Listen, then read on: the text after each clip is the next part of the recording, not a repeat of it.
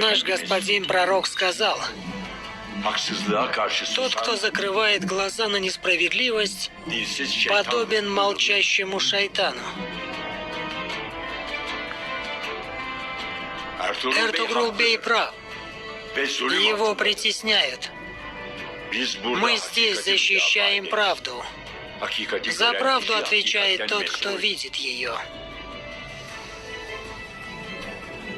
Горе тому ученому, который не использует свои познания во имя правды.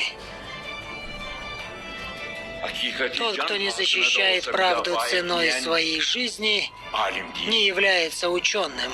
Он является тираном.